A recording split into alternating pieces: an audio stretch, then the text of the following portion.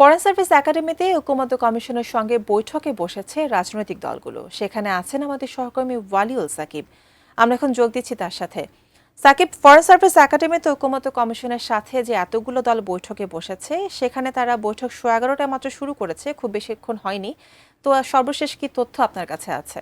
হয়েছে এবং এর আগে আমরা দেখেছি যে ঠিক সকাল থেকেই 10টার একটু আগে থেকে কিন্তু যে বিভিন্ন রাজনৈতিক দলের যারা প্রতিনিধি রয়েছেন তারা কিন্তু আসতে শুরু করেন। বিএনপি, জামায়াত সহ এনসিপি আরও যে বিভিন্ন দল রয়েছে সেই দলগুলোর প্রতিনিধিরা কিন্তু এখানে আসেন এবং পরবর্তীতে আমরা দেখেছি যে 11:30টায় বৈঠক শুরু হওয়ার কথা থাকলেও ঠিক 11:30টার দিকে কিন্তু বৈঠকটি শুরু হয়েছে এবং এই বৈঠক শুরু হওয়ার আগে কিন্তু যে জাতীয় ঐকমত্য কমিশনের যিনি সহসভাপতি রয়েছেন অধ্যাপক আলী রিয়াজ, তিনি কিন্তু যে সংক্ষিপ্ত বক্তব্য রেখেছেন।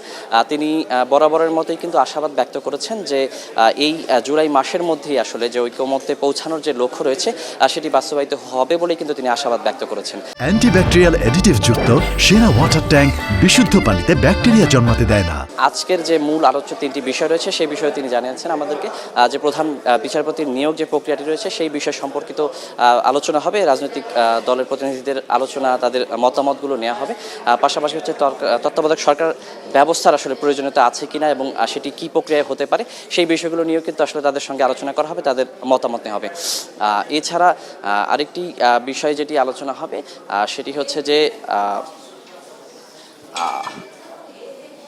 আরেকটি বিষয় আমি একটু বলছি আসলে যে আরেকটি বিষয় আলোচনা হবে সেটি হচ্ছে প্রধান বিচারপতি নিয়োগ, জরুরি অবস্থা ঘোষণার যে ব্যাপারটি সেটি কিন্তু আলোচনা হবে যে এই মুহূর্তে যে আইনগত প্রক্রিয়া রয়েছে, যে পরিস্থিতিতে জরুরি অবস্থা ঘোষণা করা হয় সেটি ঠিক কিনা, কিংবা পরবর্তীতে আসলে এই ব্যাপারটি যে কোনো ভিন্নতা আসবে কিনা, সংস্কারের প্রয়োজন আছে কিনা, এই বিষয়গুলো নিয়ে কিন্তু রাজনৈতিক দলগুলোর সঙ্গে আলোচনা করা হবে।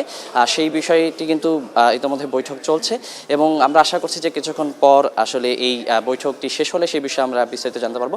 তবে অধ্যাপক আলী রিয়াজের বিষয়ে যেটি বলছিলাম, জাতীয় ঐকমত্য কমিশনের সহসভাপতি, তিনি যেই বিষয়টি জানিয়েছেন যে তাদের সর্বোচ্চ লক্ষ্য হচ্ছে 30 জুলাইয়ের মধ্যে কিন্তু সব ধরনের আলোচনায় একটি পর্যায়ে পৌঁছানো এবং মোটামুটি সবার ঐক্যের জায়গায় পৌঁছানো। তবে সেটি যদি সম্ভব না হয় তিনি কিন্তু বলছেন সর্বোচ্চ 31 জুলাইয়ের বেশি কিন্তু তারা সময় নেবেন না। তো তারা আমাদেরকে জানিয়েছেন যে মোটামুটি যে বিষয়গুলোতে আলোচনা হচ্ছে সব বিষয় কিন্তু তারা বলছেন যে ঐক্যমতের কাছাকাছি অবস্থানেই তারা রয়েছেন। তবে একেবারে মৌলিক যে বিষয়গুলো রয়েছে সেগুলোতে ঐক্যমতে পৌঁছাতে পারলেই কিন্তু যে জুলাই সনদ সেটি ঘোষণা করা সম্ভব বলে কিন্তু তিনি বলেছেন এবং তিনি বলছেন যে এই সপ্তাহে কিন্তু 3টি বৈঠক হবে মোট। তো সেই 3টি বৈঠকের কারণে তিনি বলছেন যে এই সপ্তাহে কিন্তু একটি বড় ধরনের অগ্রগতি হতে পারে এবং যেমনটি বলছিলাম যে মৌলিক বিষয়গুলোতে যেহেতু সবার মতামত কাছাকাছি অবস্থানে রয়েছে, সেক্ষেত্রে তিনি বলছেন যে হয়তো এই সপ্তাহের মধ্যেই একটি বড় ধরনের অগ্রগতি হওয়ার পরে এবং সবার যে মোটামুটি মতামত রয়েছে সেটি কাছাকাছি আসতে পারে। সেক্ষেত্রে কিন্তু আসলে তিনি বরাবরের মতো আশাবাদ ব্যক্ত করেছেন যে জুলাইয়ের মধ্যে হয়তো বা ঐক্যমতে পৌঁছানো সম্ভব হবে। তো এই ছিল আমার কাছে এখন পর্যন্ত। পরবর্তীতে বৈঠক শেষ হলে কিন্তু সেই বিষয়ে বিস্তারিত জানাতে পারবো।